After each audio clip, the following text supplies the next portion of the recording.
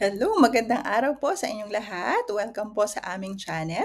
Ako si Ma'am Suzette Ancheta. Ako po ay narito upang magbahagi ng aking kaalaman sa siyensya. This is still part of your General Education Science Review series para po sa mga magtitake ng board exam ngayong darating na Setyembre. Okay, handa na po ba? Simulan na po natin sa unang katanungan. Okay, question number 1. Which of the following organisms is eukaryotic, heterotrophic, with cell walls made of chitin? Letter A, animal, B, fungi, C, bacteria, or D, plant? No, para po sa ganitong katanungan, binigyan kayo ng tatlong criteria. Kailangan masatisfy ng sagot ninyo yung tatlong criteria na naibigay. So, ang technique po, pipili kayo doon sa tatlong criteria na yon kung alin yung pinakasigurado ninyo. Di ba? Magsisimula kayo doon sa pinakasigurado ninyo para mas may chance na ang maiiwan ninyong sagot ay tama. Okay. So, for example, napanood ninyo yung last series natin, alam niyo kung ano ang prokaryotic versus eukaryotic organism. So, alin kaya dito yung eukaryote? First condition, dapat eukaryote. Diba sabi ko, doon sa anim na kingdoms, icha-chunk nyo yun para mapaghiwalay ninyo kung alin yung prokaryote at alin yung eukaryote. So, yung unang dalawang kingdom, archaea and bacteria, they are prokaryote. And yung apat, protista, plantae, animalia, and fungi, they are eukaryotes. So, may maaalis na ba dito sa options? Meron na ba ditong archaea and bacteria? Yes, meron ng bacteria. So, i-eliminate na natin yan sa options natin. Hindi niya nasa-satisfy ang condition number 1. Next, alin naman dito ang hindi heterotroph? So, ano yung heterotrophic organisms? They are organisms that cannot make their own food. They are consumers. They are decomposers. So, ang hinahanap natin dito, ang i-eliminate natin dito is yung kayang gumawa ng sarili niyang pagkain or isang autotrophic organism, and that is the plant. Di ba alam natin ang plant ay producer. So, hindi niya na-satisfy yung criterion number 2, which is being a heterotroph. Autotroph siya. So, X na rin yung plant na yan. So, we are left with animal and fungi, and we are left with the characteristic with cell walls made of chitin. Ma'am, hindi ko alam kung made of chitin ba or made of cellulose ba, ganyan.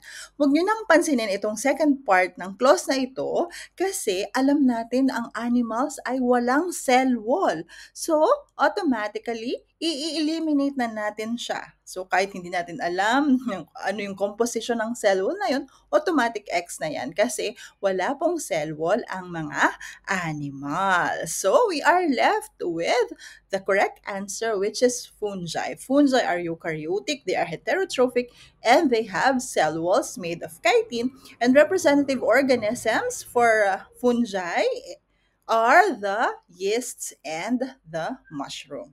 Okay, so I hope this is clear. I hope ma-apply natin yung mnemonic na napag-aralan natin before sa mga ganitong klaseng question. Let's proceed to question number 2. The transfer of heat by the movement of a heated fluid is called A, convection, B, conduction, C, radiation, or D, active transport. So the keyword here is fluid. Okay, fluid.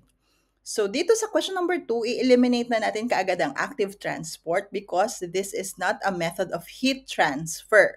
So we are going to choose from convection, conduction, or radiation. And since fluid yung keyword natin dyan, automatic ito na ay convection. Okay, so para mas maintindihan natin yung tatlong methods of heat transfer, gumawa ako ng table of comparison.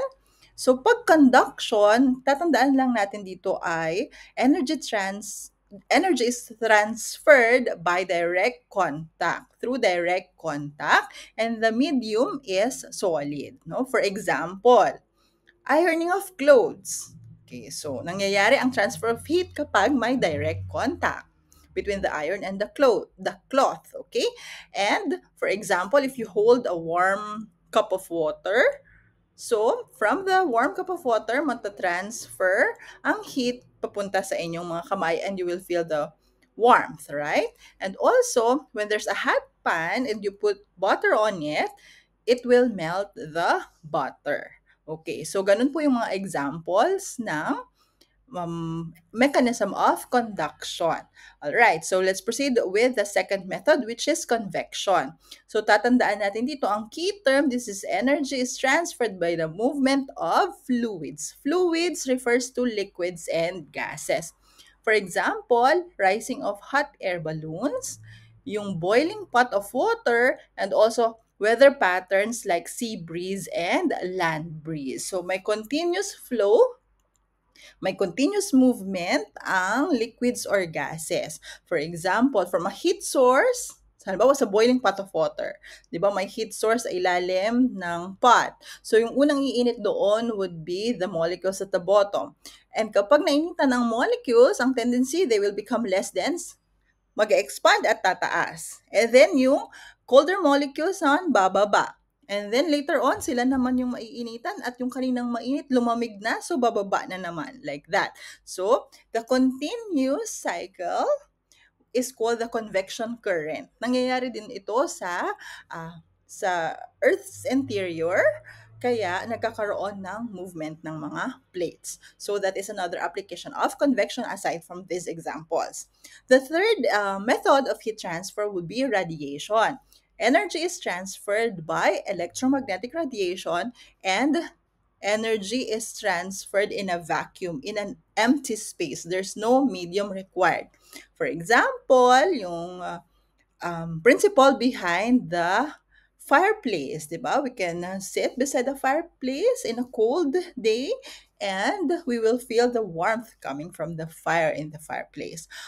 Or kapag nag-sunbathing tayo, kung lumabas tayo at mainit, warmth yung skin natin because of the sun. That is another example of radiation. And when you also heat your food in the microwave oven, that is also another example of radiation. So there's no direct contact, there's no medium needed for the heat to be transferred in this method of transfer. Alright, sana malinaw, conduction, convection, and radiation. Kung may question po, pwede kayong mag-drop ng comment at pipilitin po nating sagutin yan. Okay, sana po ay naintindihan. Let's go to question number 3. What is the proper order of the stages in a grasshopper's incomplete metamorphosis? So is it A, egg pupa adult, egg larva pupa adult, egg nymph adult, or nymph pupa adult? So kung nakafollow po kayo sa aking page, Let's Review with Ma'am Seth, binigyan ko din kayo doon ng mnemonic for the life cycle of complete metamorphosis and incomplete metamorphosis. So madali na lang ito. The answer is letter C, egg, nymph, and adult. Kasi ano yung mnemonic natin para sa incomplete metamorphosis? ENA. Egg, nymph, and adult. While kapag complete metamorphosis naman, ELPA naman yun. Kasi we have egg, larva, pupa, and adult. So ito na lang yung isipin ninyo ha. Pag grasshopper, incomplete ang kanyang metamorphosis, so ENA siya. Kapag complete metamorphosis ang nangyari sa insect, for example, the beetle or the butterflies, meron silang stages. Ang shortcut is, ang mnemonic is ELPA. Okay, sana po ay malinaw yan. Sana po ay wag nating kalimutan. Question number 4. Which color of visible light has the longest wavelength? Longest wavelength. Ano kaya ito? So, ang light ay nagta-travel through waves. At ang waves ay may characteristic, isa kagaya ng wavelength or frequency. Ang tinatanong dito, yung visible light, alin ang pinakamahaba ang wavelength? Yung visible light ay yun yung mga nakikita natin, visible to our eyes. So, ito yon, wavelength. Ano naman yung wavelength? Wavelength is the distance between either two consecutive crests. Yung crest ay yung pinaka mataas na point doon sa inyong wave. Pwedeng, ang sukat nun ay isang wavelength. Yun yung wavelength niya. Or, yung sa baba naman, yung pinakababa niya na tinatawag na trough, yun yung lowest point. So, yung dalawang trough, isang trough, papunta sa isang trough, isang wavelength din yun. So, pwedeng from the highest point or lowest point, yun yung wavelength ng wave na yan. So, sa visible light, ano ang may pinaka mahabang wavelength? Ang mnemonic natin dito sa visible light ang pinag-uusapan natin dito ha, ay Roy G. Biv. At tatandaan ninyo, yung red ang may pinakamahabang wavelength dito sa colors of the rainbow na ito. Longest wavelength ay red, and yung nasa dulo ng spectrum which is violet, yun naman yung may shortest wavelength. So, tatandaan niyo mula sa red papuntang violet, paliit yung wavelength. O, ayan, indicate na dyan sa ating diagram. Makita niyo yung distance from crest to crest ng red, medyo mahaba siya, no? And then, titingnan nyo yung sa baba, yung pinaka sa violet. Yung crest to crest or yung trough to trough, makitid na siya, masikip na siya, no? Kaya yun ang ibig sabihin na mas mahaba ang wavelength ng red kaysa ng violet. So, decreasing ang ating scale from red to violet. Again, which color of visible light has the longest wavelength? That would be red. Tatandaan po natin yan. And in case naman, tinanong kayo, ano ang relationship ng wavelength at frequency? Ang isasagot niyo po doon, in case lumabas sa exam, would be inverse. So, yung red, pinag-usapan natin kanina, di ba? Siya ang may pinakamahabang wavelength. So, therefore, since inverse ang kanilang relationship, pag tinanong yung frequency ng red, siya yung may pinaka-low. Lowest frequency naman yung nasa red. Okay, as indicated in the diagram. And lowest frequency also means lowest energy. Okay? Kanina, sabi natin, yung violet, Roy G. Biv violet, yung violet ang may pinaka-short na wavelength. Short ang wavelength niya, inverse relationship. So, pagdating sa frequency, highest frequency means highest energy din siya. So, wag kalilimutan yan ha. Mag-base lang kayo doon sa mnemonic na Roy G. Biv. Tatandaan, ang red ay may pinakamahabang wavelength and then doon na kayo mag-base. Inverse ang relationship. So, red, longest wavelength, ibig sabihin, mababa ang frequency. Mababa ang energy. So, i-apply nyo na yung opposite nun doon sa violet or doon sa end of a spectrum. Okay. Sana po malinaw. Medyo nalito ba? Sana malinaw po. Ano? Next, question number 5. What is the correct sequence of prenatal stages of development? A. Embryonic, germinal, or fetal. B. Embryonic, fetal, or germinal. C. Germinal, fetal, embryonic. Or letter D. Germinal, embryonic, or fetal. Okay, so anong mnemonic na binigay ko dito sa page? That would be Jeff. Tandaan na lang natin si Jeff, no? My name is Jeff. That would be germinal, embryonic, and fetal stages. So, yung germinal is from 0 to 2 weeks. And then embryonic would be 3 weeks to 8 weeks. And then the fetal stages would be from the 9th week until masilang na yung baby. Okay, so tatandaan, embryonic stages, prenatal development stages would be si Jeff. Germinal, embryonic, and fetal. And i-memorize na rin yung weeks under each stage. Baka sakaling matanong din yan. Okay?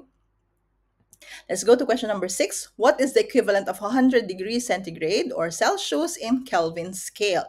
Is it 100 Kelvin, 230 Kelvin, or 132.30 Kelvin? Letter D, it's 373.15 Kelvin. Okay, ano kaya ito? May solving, pero ito naman yung pinakamadaling conversion. So, anong gagawin natin dyan? Para ma-convert natin ang Celsius sa Kelvin scale, mag-a-add lamang po tayo ng 273.15. So, the given is 100 degrees Celsius. This is the boiling point of water. So, i-add natin yung 273.15. So, we come up with the correct answer, which is letter D, 373.15. Walang animation, but it is letter D, 373.15 Kelvin. So since we are talking about temperature, let's discuss some concepts about temperature. So when we say temperature, it is the measure of the hotness or coldness of an object or of matter. Sometimes it's also defined as the average kinetic energy of particles. Now, we use thermometer to measure temperature, and there are three famous temperature scales, right? The Kelvin, Celsius, as well as the Fahrenheit. And the last thing here, there is no heat flow between two objects at the same temperature. So wala kasi equilibrium yun, no? So kasi ang flow of energy is from the hotter object to the colder one. Okay.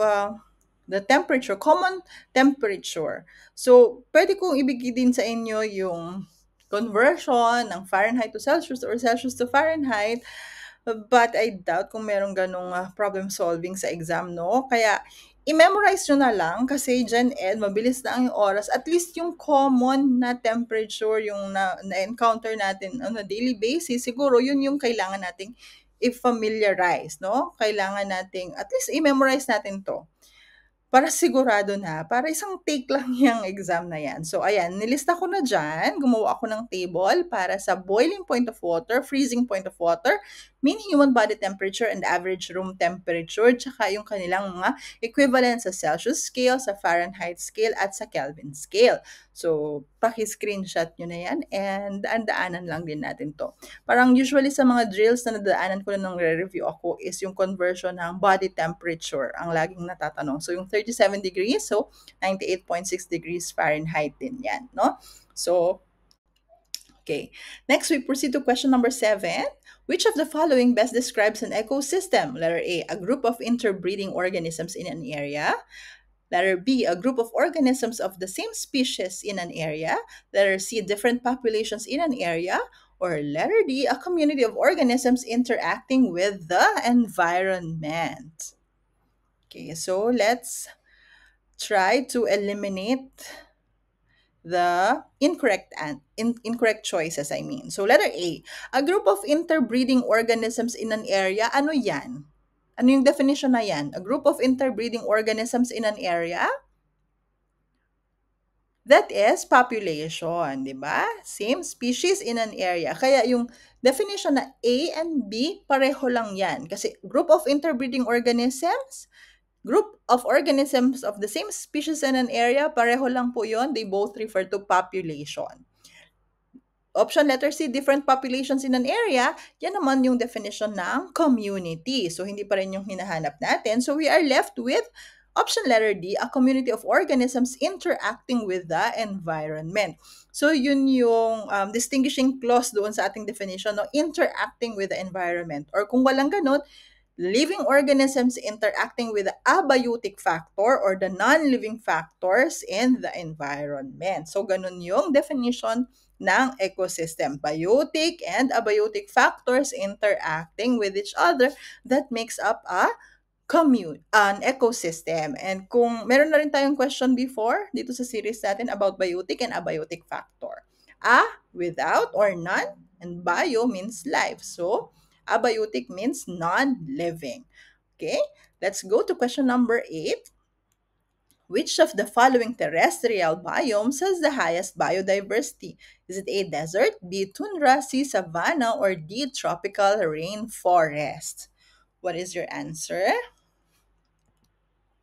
Okay, it is indeed tropical rainforest. Because of the conditions in a tropical rainforest, siya ang nagko-contain ng highest biodiversity among the options presented. So, ang trivia, the Amazon rainforest is the largest tropical rainforest, which is about 5.5 million square kilometers. And because of its a big size, very big to it, can accommodate about 10% of known species on Earth. So, talagang richest ang biodiversity in a tropical rainforest. However, if ever ang question na lumabas ay, merong lumabas dyan sa option na marine biome tapos wala yung, which of the following biomes has the highest biodiversity? Wala yung terrestrial ha, tapos may kasama doon sa option na marine. So, ang isasagot nyo would be the marine biome. Okay, sana malinaw yon. Dito sa question natin, ang tinatanong ay terrestrial biomes. So, land-based biomes, itong mga nasa choices, kaya tropical rainforest yung sagot ninyo. Pero kung ang tinanong ay, which of the following biomes has the highest biodiversity? Tapos nandoon yung marine. Mas pipiliin nyo yung marine over tropical rainforest. Okay. Sana malinaw yon. Pag terrestrial biome, that would be tropical rainforest. Okay? And wala sa choices yung marine, so automatically we will go with tropical rainforest. And another question na na-encounter ko sa aking mga review drills before, what type of biome is the Philippines? So still the answer there is tropical rainforest. And another one related to the tundra biome, ang lumalabas na, I think lumabas sa previous exam, what is the marine mammal with distinctive white tusk that is adapted to live in cold environments? This is not the exact question, but the concept is the same. So what is that? That is a walrus. So yung meron siyang tusk na white and it can live in very extreme cold temperatures. Okay, that is walrus. Let's proceed to question number 9. What do elements in the same group of the periodic table have in common? Letter A, same number of neutrons, B, same atomic mass, C, same number of valence electrons, or D, same physical state. Last time, na-discuss natin yung atomic number, atomic mass, yung number of neutrons, protons, and electrons. Pero kapag ginroup ko ba yung yung mga elements under group 1A, ano yung common sa kanila? Ang common sa kanila would be their valence electrons. And ano yung valence electrons? They are the electrons orbiting in the outermost energy shell, yung highest energy level. Kung ilan yung nandoon sa pinaka-highest energy level, yun yung ika-count niyo at yun yung magko-correspond sa valence electron. Okay, for example, nakita niyo yan, no? Itong mga nasa group 1A, ang i-consider natin na example. Pupunta tayo dito sa valence electrons of group 1A. Bakit kaya sila pare-parehong nasa group 1A? Ilan kaya ang kanilang valence electron? So makita niyo dyan sa hydrogen, ang kanyang electron configuration is 1s1. Okay, yung lithium, 1s2, 2s1. Pero ang count lang natin doon is yung 1 sa dulo ng 2s1 kasi ang valence electron ay siyang nakalagay sa highest energy level, or kapag nasa electron configuration, ang hahanapin nyo ay yung pinakamataas na number lamang. Pinakamataas na number, yun lang i-count nyo para maging siya yung valence electron. So, yung sodium, 1s2, 2s2, 2p2, 3s1. Ano yung highest number? 3. So, yun lang i-count natin. So, 1 lang yun nandoon. So, still 1 ang valence electron ng sodium. Okay. Let's go to potassium. 1s2, 2s2, 2p2, 3s2, 3p6, and 4s1. Ano yung pinakamataas na energy level dyan sa configuration na yan? 4. So, ang i-count lang natin ay yung superscript na 1. So, still 1 ang kanyang valence electron. Now, we go to the next element, rubidium. So, ang kanyang pinakamataas na energy level ay 5. Meron tayong 5s1. So, ilan ang valence electron doon sa 5? 1 lang. So, again, it belongs to group 1A. And lastly, cesium, 6 ang pinakamataas na energy level at ilan yung valence electrons sa energy level na yon? 1 din. So, yun yung common sa kanila. Kaya ginroup sila sa group 1A kasi pare-parehong isa yung kanilang valence electron. Kung gusto nyo i-try yung lang na nasa group 2A, beryllium, magnesium, calcium, strontium, barium, and radium, they all have 2 valence electrons, 2 electrons in the outermost energy level, kaya sila ay kabilang sa group number 2, 2A, okay? I hope that is clear. Number 1 na natanong din daw before ay ano yung tawag sa mga elements under group 16? Under group 16, oxygen, sulfur, selenium, tellurium, they are called chalcogens. Group 16 are called chalcogens. So tatandaan ninyo ha. Group 1A, ganun, alkali metals. Group 2, alkaline earth metals. Tapos dito sa kabila, ng side ng inyong periodic table, yung group 16 dyan, chalcogens ang tawag. Yun yung lumabas before. 17 ay halogens and 18, they are the noble gases. Okay, sana po ay ma-remember. Hindi natin alam kung maulit yung mga questions before. So just take note of this one. And lastly, all of the following are terrestrial planets except Earth, Jupiter, Venus, or Mars. So again, I presented this already on the page. Ang mnemonic natin would be MVEM-JSAN. Hatiin natin yung 8 planet as MVEM-JSAN. Yung first 4, Mercury, Venus, Earth, and Mars, they are the terrestrial planets. This is the order of the planets from the sun, ha? So, lahat yung 4 na yun ay terrestrial planets sila. They are also called the rocky planets. And yung 4 outer planets, Jupiter, Saturn, Uranus, and Neptune, they are called the Jovian planets or the gas planets. Kaya ang answer natin doon sa question na which of the following is not a terrestrial planet, the answer would be Jupiter. Kasama siya doon sa 4 outer planet, no? Gaseous planet na yung Jupiter. Okay, so I also included here some of the common points asked about some planets. So, ang Mercury, syempre nearest the Sun, it's the smallest and it has the shortest year. And then the Venus is the hottest planet due to its atmospheric content, which is mostly carbon dioxide. And ito lang yung planet na pakabila yung rotation niya, no? Retrograde rotation. Of course, the Earth is the densest planet. Mars is called the red planet with 2 moons, Phobos and Deimos. Then Jupiter, this is the largest planet in our solar system. It has the shortest day and it has the great red spot. Okay, and then there are 4 famous moons in the Jupiter, which are Io, Ganymede, Callisto, and Europa. And which one is the largest moon in the solar system? That is Ganymede. Okay, next is the Saturn. Of course, this has the prominent ring, and this is the least dense among all the planets. We also have Uranus. This is the coldest planet, though it is not the last in our solar system, but it is the coldest one. And this is the first planet to be discovered with a telescope. And lastly, the Neptune, the largest moon in Neptune. Take note, in Neptune only, ha, that is Triton. Kasi yung largest sa solar system would be in Jupiter, that would be Ganymede. Okay, so that's the end of our Science Tidbits Part 4. So, tayo ay nasa July na, nangangalahati na tayo. So, ang gagawin ko na lang next week would be I'll be posting some mastery drills. Questions na lang.